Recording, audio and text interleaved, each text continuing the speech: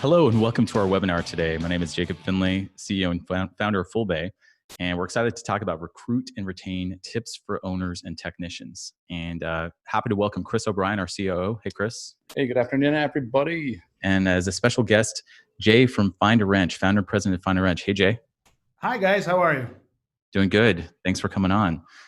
We're excited to talk about this topic. It's pretty apropos. And what we're going to cover is these 5 points. All should be really appropriate. So first, why is it important to keep your techs happy?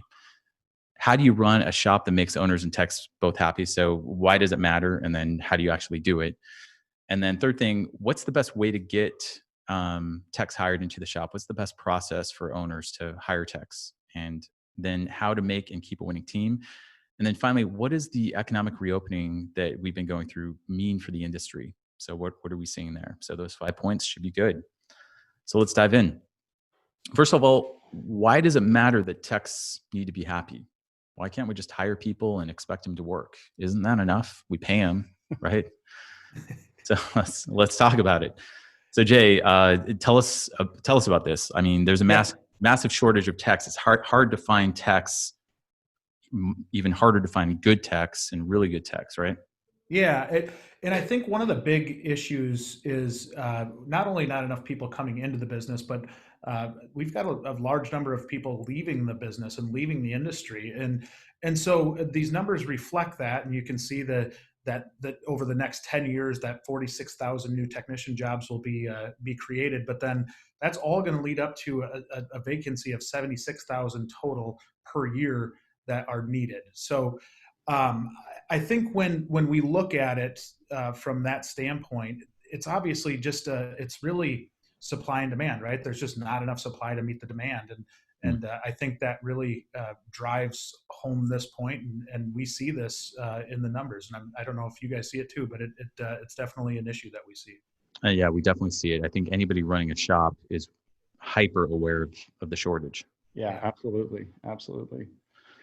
So that's one reason why you got to keep them happy, right? You want to keep people sticking around so you don't have to backfill them and be one of those 76,000. So kind of the recommendation is to always be recruiting, right? Never stop. You just always have to have a job opening out there, right, Jay? Yeah, and it's really having a plan and having an executable plan that you're really held accountable to, even if it's just you as a shop manager, shop owner. Really understanding that this is something that's not going away. This is not going to get easier. So rather than trying to fight that issue of trying to find a tech and then ultimately hiring a tech based on the next person that comes through the door, the more proactive you can be and always be recruiting and always be building kind of your Rolodex of people, the more successful you're going to have kind of that shop flow and really not be desperate for people. And I see people in the industry that do a wonderful job at it. And it is intentional, and it's something they've put a lot of time and thought into.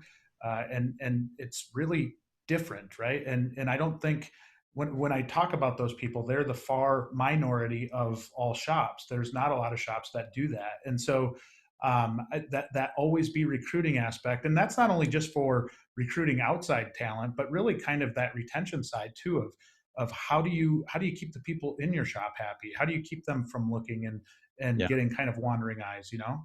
Yeah, definitely succession planning. There's always a lead at every shop. A lot of shops are running 6 days a week. Who's that Saturday person? Who's that up and comer to move from technician to service writer? You're absolutely right, Jay.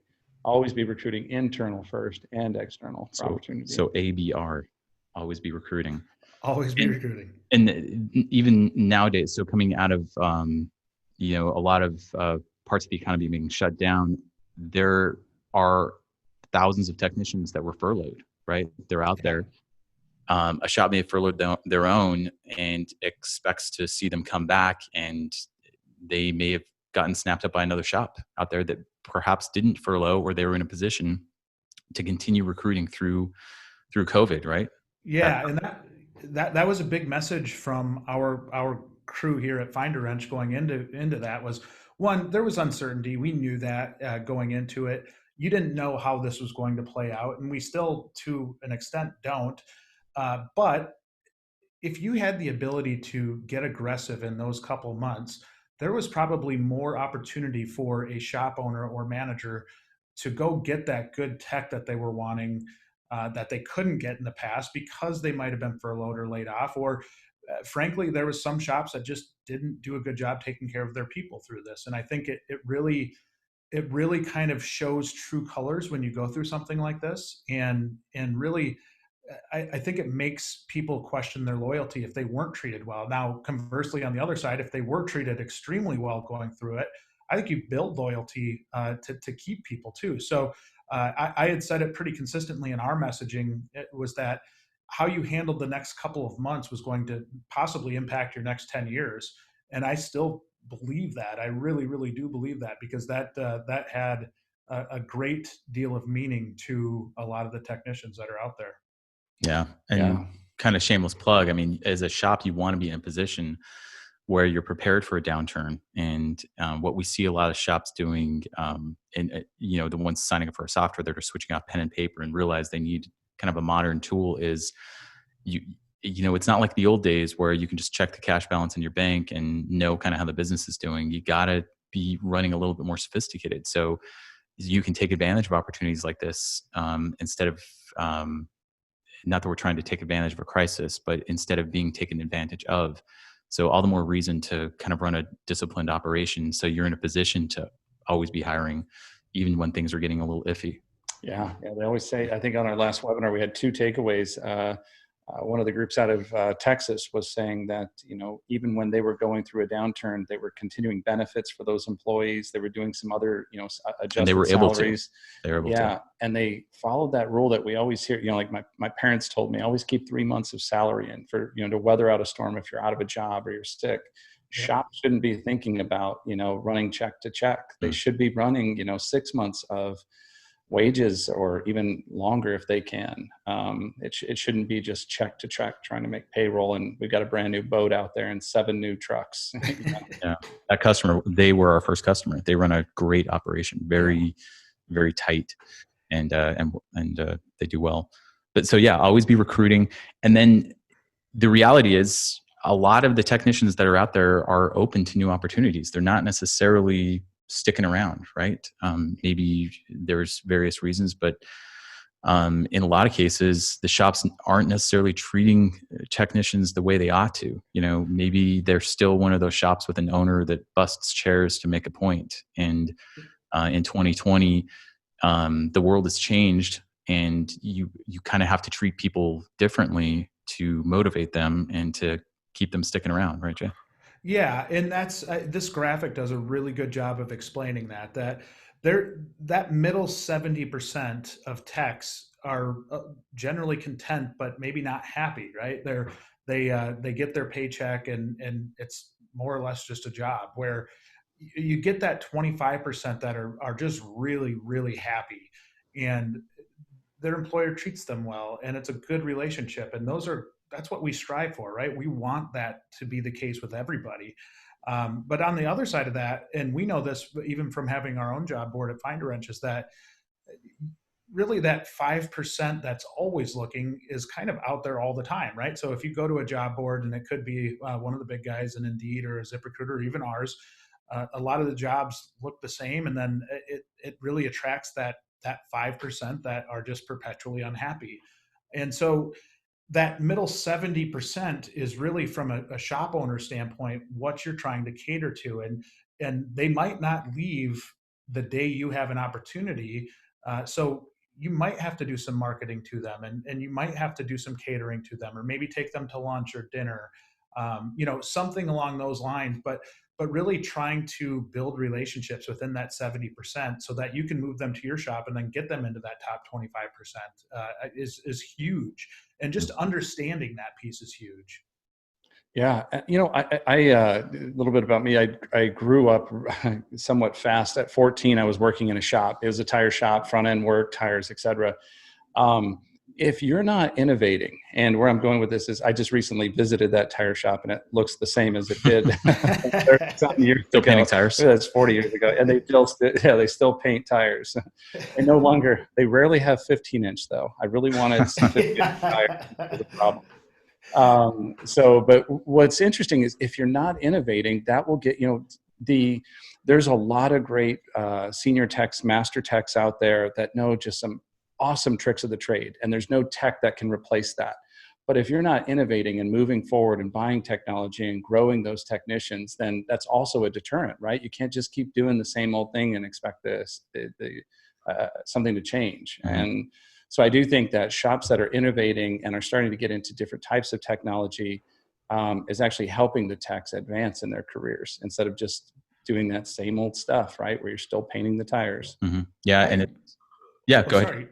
Well, so I agree with that. And one of the things that I look for in that 70%, and again, kind of tying this back to the proactively recruiting piece, is that you really want to find that fit, somebody that fits that culture and fits that need to embrace technology. Or there are some shops that don't embrace technology, and there's some techs that don't embrace technology, right? And I use my dad's shop that I grew up in as an example. They had a tech who was just a rock star tech, but did not want to do digital inspections, and really didn't want to do inspections at all on vehicles coming in the door. And nobody else did then either, because he was really kind of the leader of that crew, right? One day he got unhappy, up and left, and it completely changed the culture and the general feel of the shop.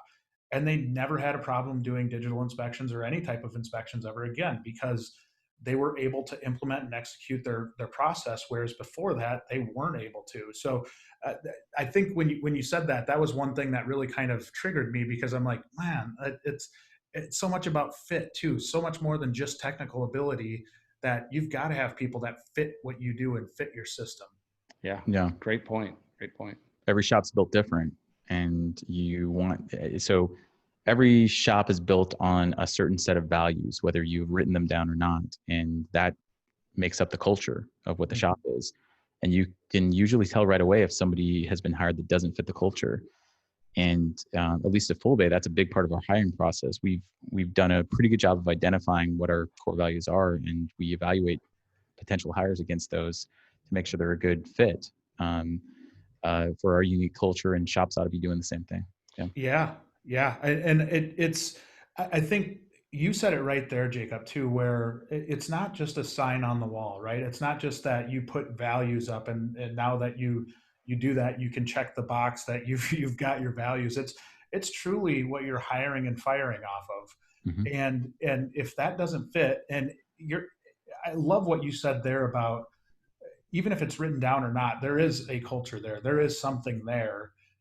And it can become really, really evident. And I think especially with strong cultures, if somebody doesn't fit that, and it can make life a nightmare if the wrong person comes into that. And it's not always that the person's a bad person. It's just that they're not a fit for that role or for that shop. So I love that you said that. Cool.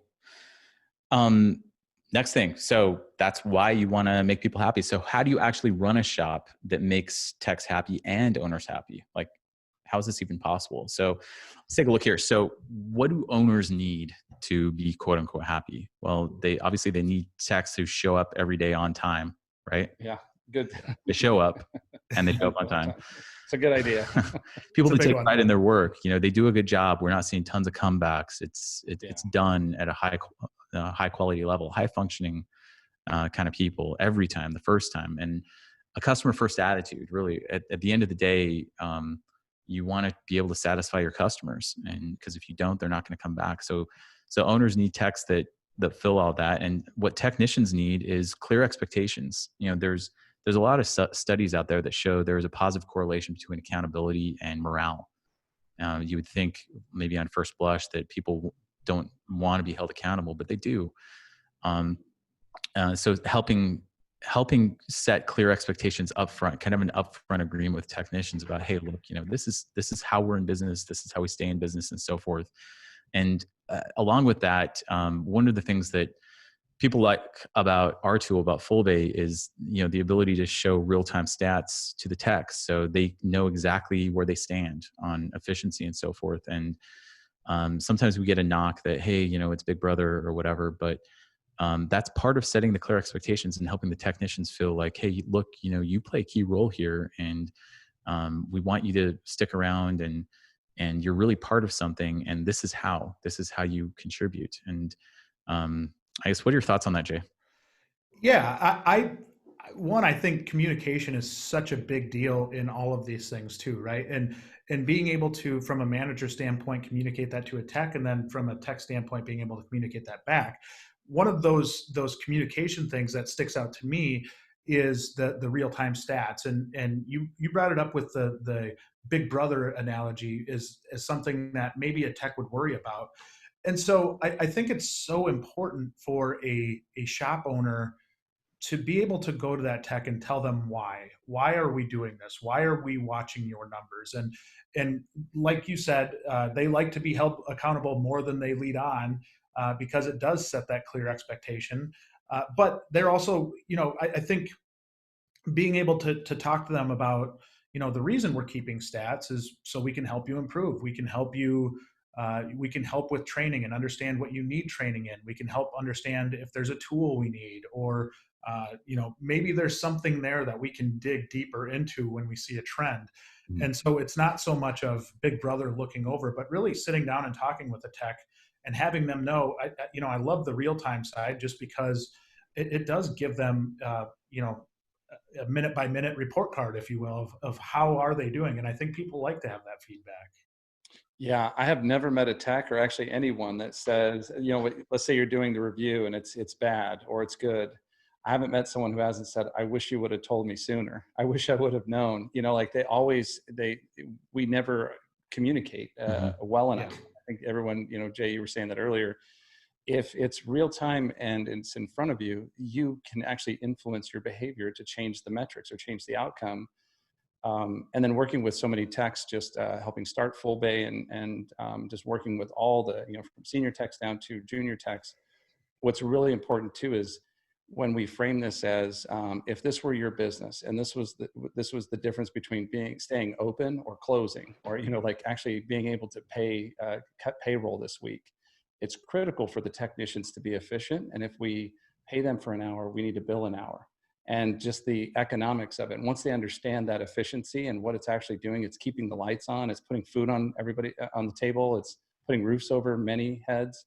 It seems like it gets a little more clear too how you were saying, explaining it to them, what all this means and how it all comes together. And I think that brings an even broader conversation with techs, and something that I think there's so much value in the owners that do it, which is sharing kind of the backside of the business, right? And I think this has changed a lot in the last few years, at least from my vantage point of what I've seen. But the shops that are really transparent about what they do with that money, right? Or I think it's easy for a tech to look up and say, okay, you're making $100 per hour. I'm only getting paid 20 of that, but I'm doing the work. Where does that other $80 go to? Like, are you just pocketing everything? And I went down, this was in South Carolina at a place a long time ago. And it was one of the most effective management conversations I've ever heard. I was a rep for a construction equipment company at the time.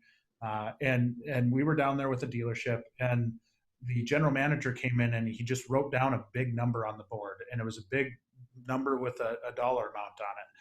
And he said, guys, look at this number. Can anybody guess what this is? And nobody could guess. And what he said at the end of that was, this is the number, this is the amount of money we need each month to break even. Mm. And the place went silent, right? Just the lights on. Yes. And it really kind of brought that conversation back of, we're not trying to hide this from you. We're not trying to steal money from you. It's really this is what it takes to run a business. It's not as cut and dry as you think it is. We're not just pocketing that extra $80. We're putting that back into the business. We're paying rent. We're paying the utilities. And for techs that I've talked to that wanted to go out into business on their own, talking about workman's comp and some different things that maybe they haven't been exposed to, that really kind of opens their eyes. And like I said, that management conversation just kind of was a total light bulb moment for me, where I was like, man, that's such a good way to land that home. Yeah. Totally. And it's not, so we'll talk more about money here in a minute, but I think, we have frequent feedback and recognition on there. People want to be treated as a human, not as an object, right? And when you look at what truly motivates people, money is there. I mean, money is a motivator up to a point. So if people don't have their needs met, and you come and help meet their needs, you are increasing their happiness level. But once their basic needs are met, money only provides a temporary boost to their happiness before that level settles back to where it was before. Money is not the number one motivator out there. Don't get me wrong, it's still important, but it's not. The biggest one is people want to feel like they are accomplishing something, have a sense of accomplishment, and that they're part of something perhaps bigger than they are, right? Part of a team and so forth. And this is where, there's this buzzword gamification, but it's that concept where, people get really into it when they're playing a game, right, against each other. Like I'll play cards with my kids, and suddenly they're the enemy. You know what I mean? You have to gear things so that techs aren't viewing each other as the enemy within your shop. But when you're trying to achieve kind of a benchmark or whatever, it can kind of get fun and exciting. And if you're just kind of living kind of in the murk where there's not a lot of transparency, you don't really know what's going on, it can be hard to be truly engaged. And studies show that the way you truly motivate people is to help them feel engaged in something. And you got to have transparency for that. So, and giving them feedback, recognition, extrinsic rewards and so forth, have kind of an efficiency bonus. Maybe this is a good segue here. So it's not all about the money, but it is a little bit about the money. We talk about, one of the cool things about being able to know stats real time. When customers first start with this, a question we like to ask them is, if you're paying your techs on average 40 hours a week, how many hours are you actually billing per tech? And almost nobody knows at that point. And once you're on Fully, it's easy. I mean, it's everywhere. It's really easy to get that metric. And once you have good data, you can start doing things like, like an efficiency bonus or whatever, where you share the benefit of, you reach this certain performance threshold, and you can see all throughout the day where you are, and throughout the week and throughout the month. And we're going to set up an incentive structure where it's in a way, it's like a profit sharing type thing, where you can get a bonus for being in the efficiency territory above 100%, ideally. And that has a massive benefit to the owner.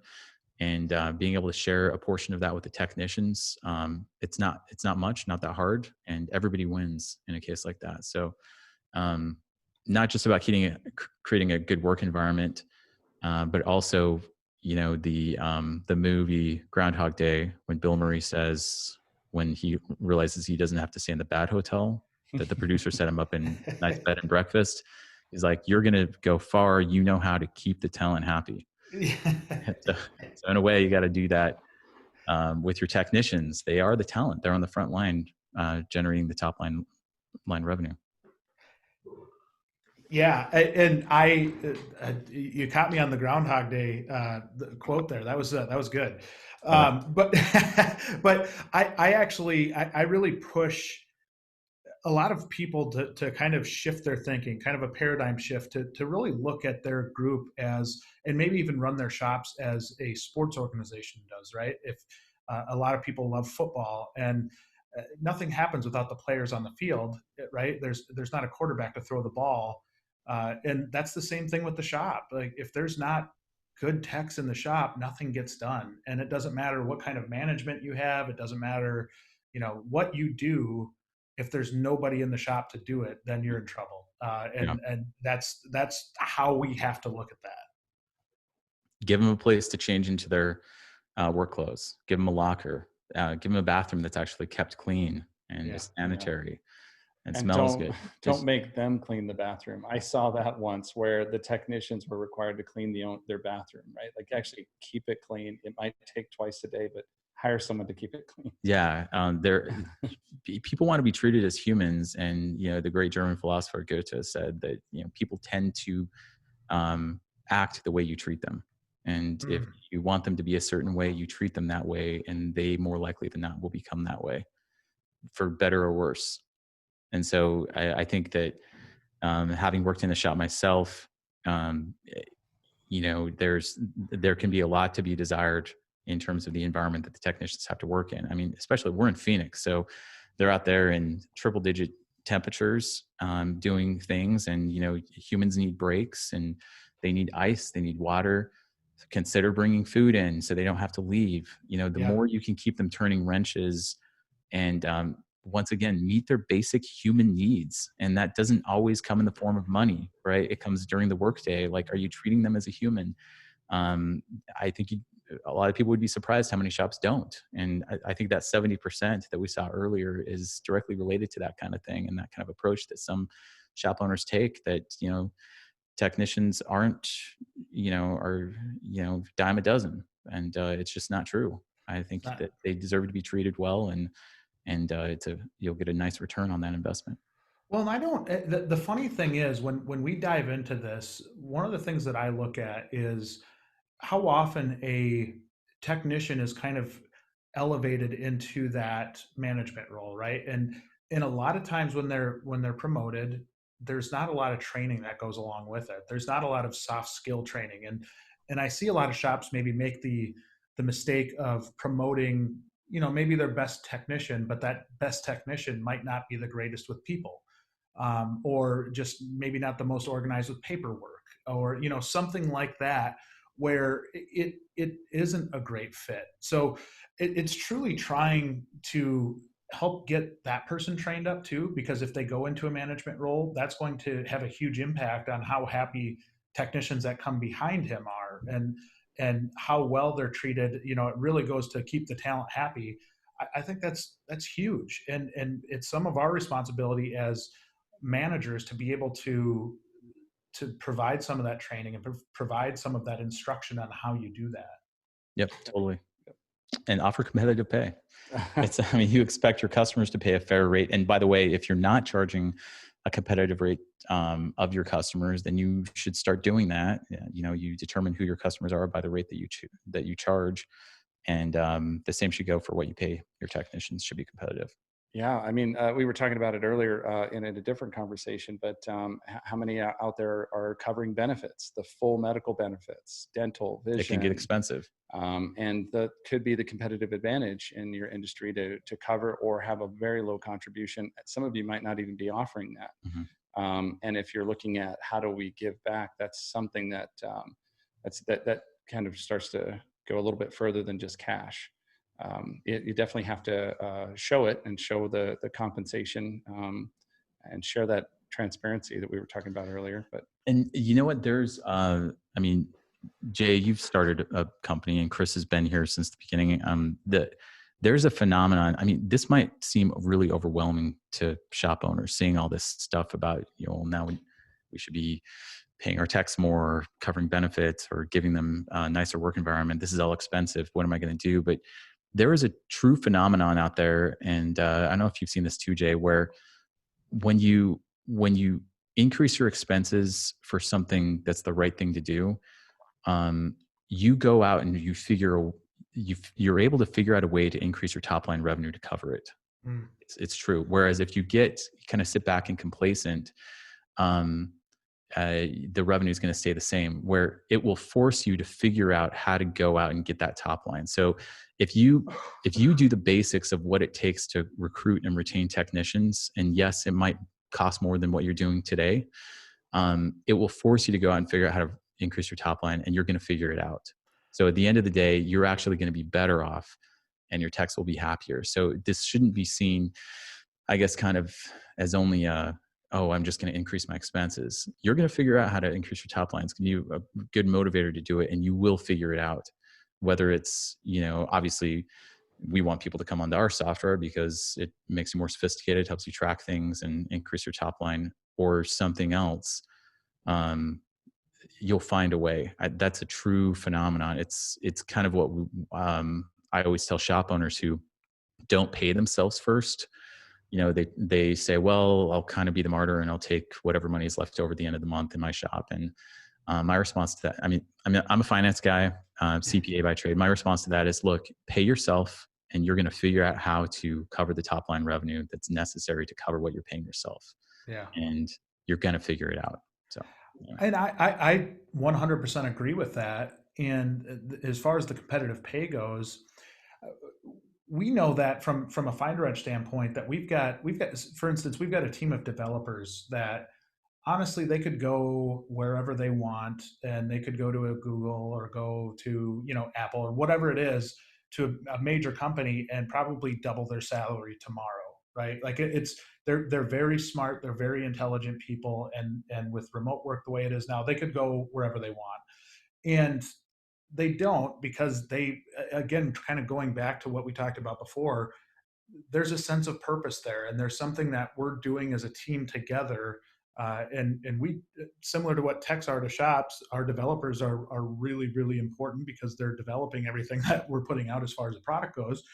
And uh, it really is a, we offer something unique, and we think we do, and I think they think we do, and it's a matter of knowing what is unique about you, what is unique about your shop. And obviously your if your pay is not competitive, you're going to have a heck of a lot tougher time trying to get that gateway opened up. But if you're in the ballpark and you have some cool things that you can throw at them, and similar to what you guys talked about before with the benefits, in that I refer back to myself when I was a young tech and coming up, was I didn't even look at benefits. I didn't even think about it because I never went to the hospital. I just never went. And as you got your first paycheck and you saw that this money's coming out for insurance, and you're like, what in the heck is that? Why am I paying that much? And I didn't know, or I wasn't educated enough to know that that had an impact on my personal bottom line, Mhm. right? And so it's not always just the dollar per hour, but if you break it down and show, really kind of show how that equates and how that comes out, you, as long as you're competitive, I think you've got a fair shot at most people. Yeah, totally. Yep, absolutely. All right, next one. So what's the best hiring process for owners and technicians? What's the best way to kind of approach this? So um, what owners need, obviously, is to be proactive, right? So if you hire reactively, you're going to have to, compromise on key things. If you're proactive, you're not in such kind of a desperate situation. So I'll always be hiring. And owners need transparency with the tech to know if it's a good fit for both parties. You don't want to hire a mystery technician and then find out on the job how good they are. It's nice to be able to know a lot of that stuff up front, and something concise, right? And this is kind of your area of expertise, right, Jay? This is what you Yeah. guys focus on. You help owners find technicians, and you help technicians find jobs. Yeah, yeah, and I can't stress this enough on the proactive side. And I think, excuse me, sometimes it can be kind of taken as lip service, but it's so important to have a plan and to always be recruiting, because what we find is that when you don't, you hire out of desperation, similar to what you just said, and it can result in that person coming in that doesn't fit the culture, right?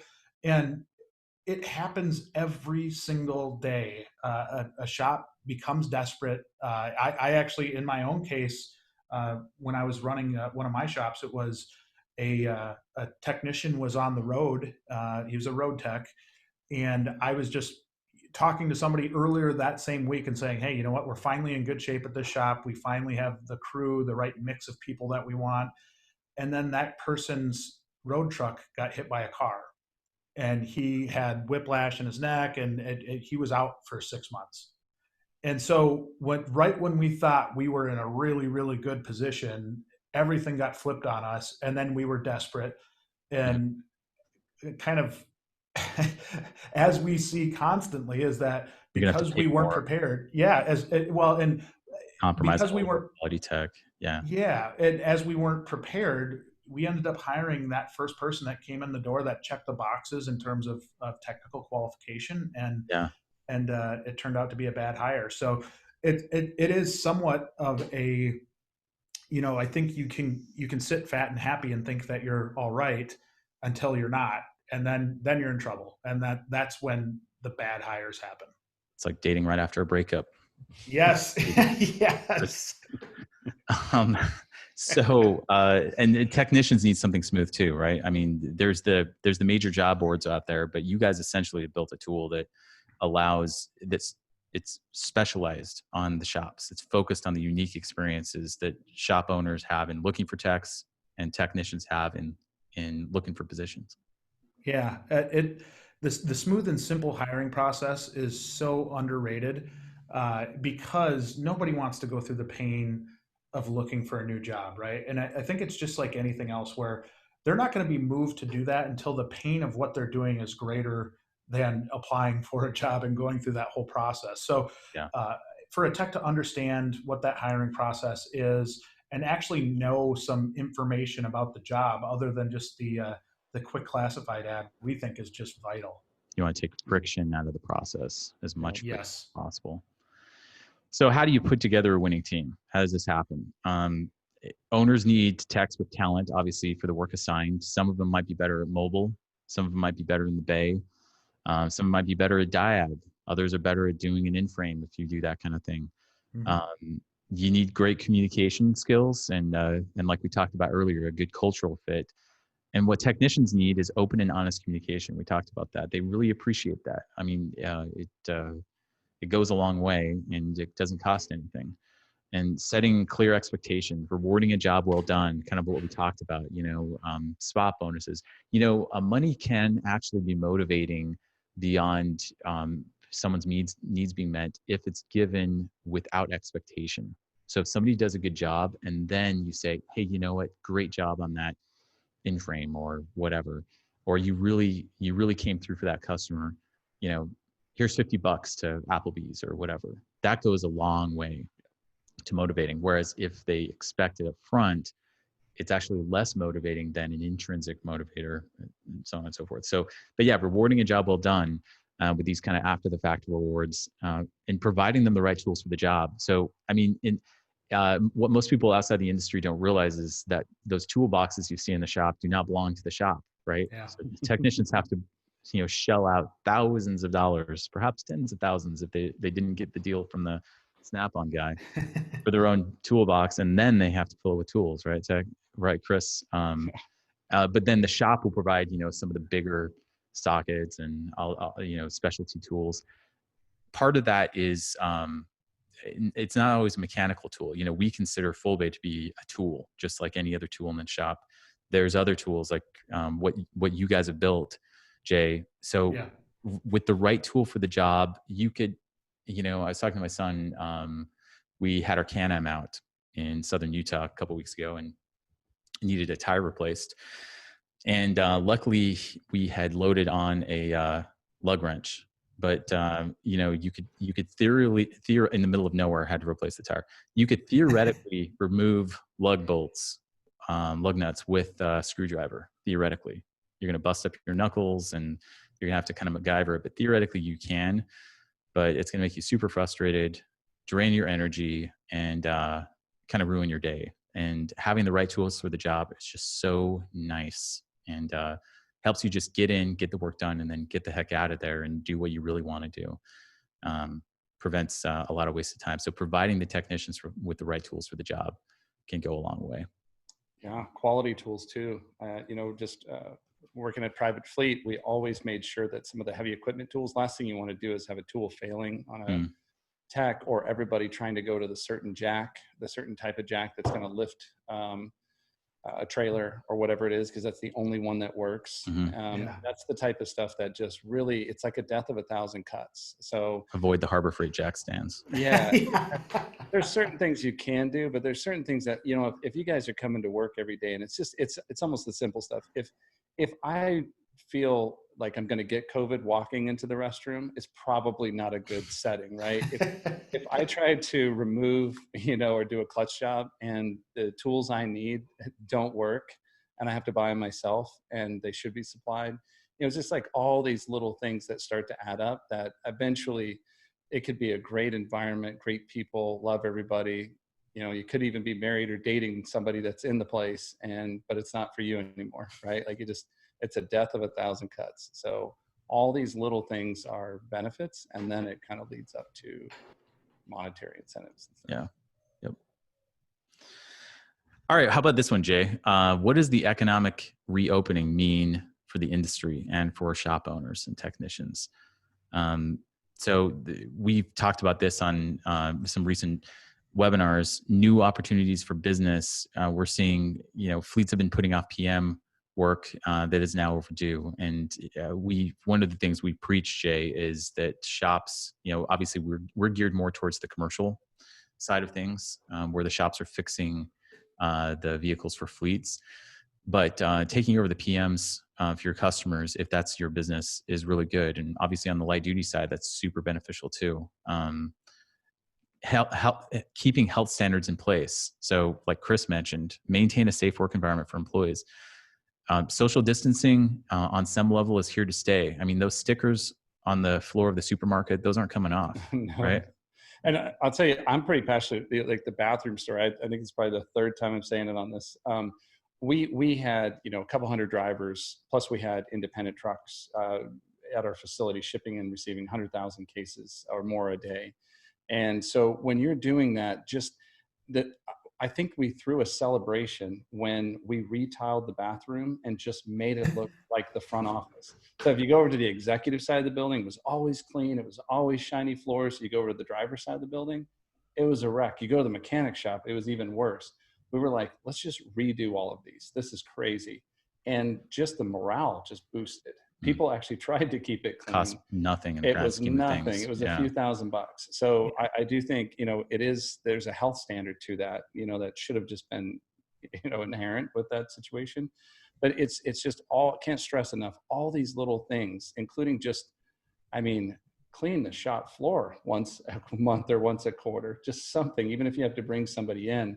Nobody wants to work in a place where, they get into their personal vehicle and there's a glob of grease ruining their floorboard or whatever it is, right? Having to go through a lot of extra effort just to go to work and work in a shop that's not being kept up. What are you guys seeing, Jay, on the hiring side in terms of the activity? I know you guys have a unique view on the industry here. Yeah, it flipped fast. So it was like a light switch, right? And I think it matches similar to any news station that you watch and talking about kind of the deep V of the market.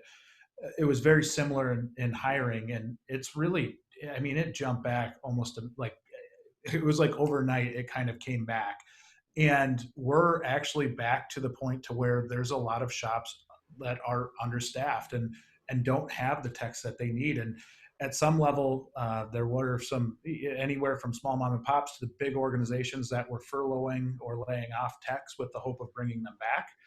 And when they went to go bring them back, they weren't there anymore. They were already snapped up by somebody else. So it really is I think for those that were aggressive through the V, are really kind of reaping their rewards right now because they stayed aggressive. And that was not an easy thing to do. We preached it here at Find a Wrench to stay active and stay aggressive.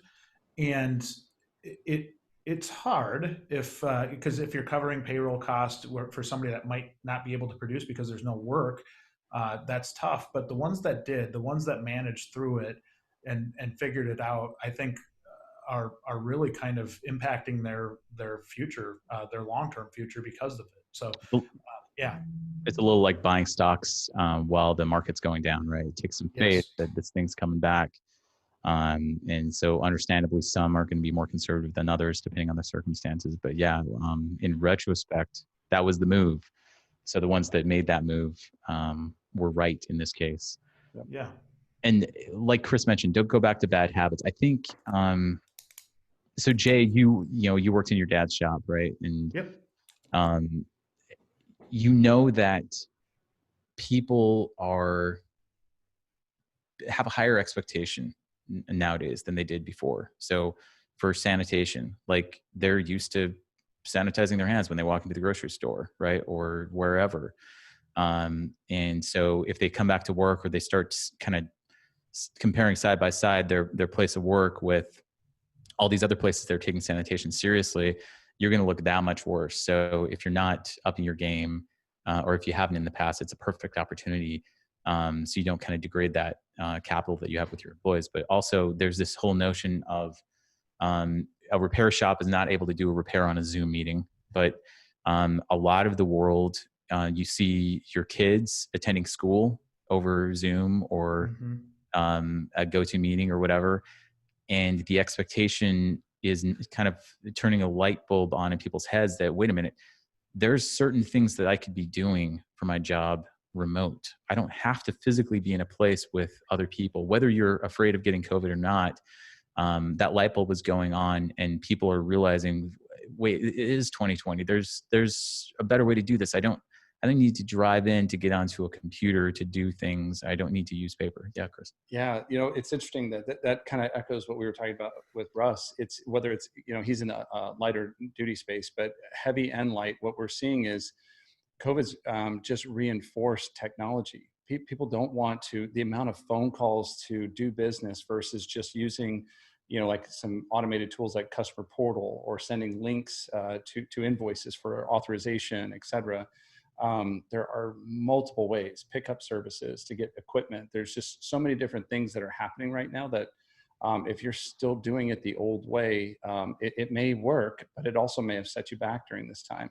In the world of Zoom, things can be different. Yes. So, you know, make sure you're using the right tools.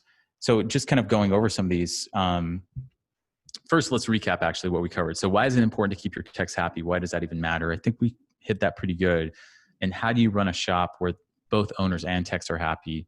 What's the best process for hiring owners and techs? We're going to look at a possibility here in just a second, and how to make and keep a winning team, and then the impact of the economic reopening. So kind of going into the tools here, Jay, what you guys have here at findawrench.com is a tool for shops to find technicians and for technicians to find jobs, essentially, right? Yeah. And we do that on kind of a variety of different ways, but the three primary offerings that we have, as you go to the job board, you go to findawrench.com, you can go to the job board, browse jobs that are out there. Shops can actually post for free if they want on there. But if they want to go beyond the job board and really kind of dive into it, shops are able to reach out to us about our other recruiting services as well. So we have a couple different products for that, or a couple different services for that. Our most popular is our assisted self-recruiting program, or what we call our ASR program. And really what that is job marketing. It's marketing an employer or a shop's job to technicians, and we do that through a bunch of different ways. And essentially what we're trying to do is similar to what we do on the full service recruiting side, where you're trying to really create a big funnel and fill the top of the funnel with as many candidates as you can to really find that good fit. And so the intent of all of our services are geared at connecting shops and technicians, but that's really kind of the gist of the Find a Wrench side. And this is light duty, heavy duty? This is everything. So we actually are on the automotive side. We're on the diesel side, both on and off road, for dealerships, for independents, for fleets. We work with them all. So really, if it's technician focused, we're all on board, and we do some service manager searches. We do some service advisor searches or service writer searches. But yeah, it really, if it's service focused, we'll definitely help shops try to locate good talent. Cool. So findawrench.com, and then you got this new tool, Wrenchway. Tell us about that. Yeah, we're really, really excited about Wrenchway and what it can do for the industry, and specifically for technicians, right? And really, what we did here was acknowledge that there's not enough techs to fill all of these roles at the shops, and so we came up with a concept to really highlight top shops in a certain geographic area, right? So if a technician were to come in here, they would browse the top shops in their area, or whatever area they would want to go to. And in that area, there's a list of top shops. So a geographic map, you're able to see where those shops are at. And as you click on one of their pages, it really dives in to transparent information that helps them make a decision, and really caters to that middle 70% technicians that are maybe content but not happy. And really, it just shares very non-proprietary information, but that's really, really important to them in their job search. And so we dive into compensation. What is that shop paying an A level or B level or C level tech? What benefits do they offer? What is the work environment like? And I laugh because I think one huge elephant in the room that we constantly see is, do you allow side work? And so we address that here. We just address a number of different things that really helps a technician answer questions that they have and be able to make a decision on or an opinion on a shop that might drive them to apply to you. And it's really just a great way for a shop to sell themselves to a technician, and for a technician to really get a lot of that information that they need to make a really good, smart, data-driven decision. Very cool. Sounds exciting. Real quick about Fullbay, if you don't already know, we are a shop management software built for principally commercial repair, so heavy duty B2B repair where your customers are fleets of any size, and runs the shop from end to end, repair requests to invoicing, and everything in between. And we have found a lot of success, and feel like it's an extremely good tool to run a shop. And Absolutely. so that's what Fullbay is. And real quick, we're just going to launch a polling question. If you want to learn more about Fullbay, go ahead and respond to this question that is popping up, and we'll reach out to you. And Jay, while people are responding to this, I guess the shortage of technicians is not going away. Like every indicator that we're seeing, and there are a lot of them, is that there's more and more need for technicians, and there are fewer and fewer people going into the profession. Right. Yes. Yes. And it's not only the fewer and fewer people going into the profession, it's the people that we have are possibly leaving too. So I think there's it's a big concern overall. I think there's a lot of us trying to row in the same direction to try and drive that, that attractiveness of the industry, and really hopefully we're doing that. Yeah, definitely. It's needed. I think we can attest to that. We talked to a ton of shops, and this is one of the biggest issues facing the industry. So it's really gratifying to see what you guys are doing, Jay. And best of luck. Really appreciate you joining us. And we actually, before we end, let me just say we at Fullbay, we just went live with our integration with Motor that's available, and great integrations with FleetNet and Interstate Billing Service. If you deal with any of them, this is more for kind of the commercial repair side. So if you want to learn more about that, that's Fullbay Connect, fullbay.com/connect. And thank you, Jay, for your time, and thanks to all of you for participating. And Jay, we'll talk to you soon.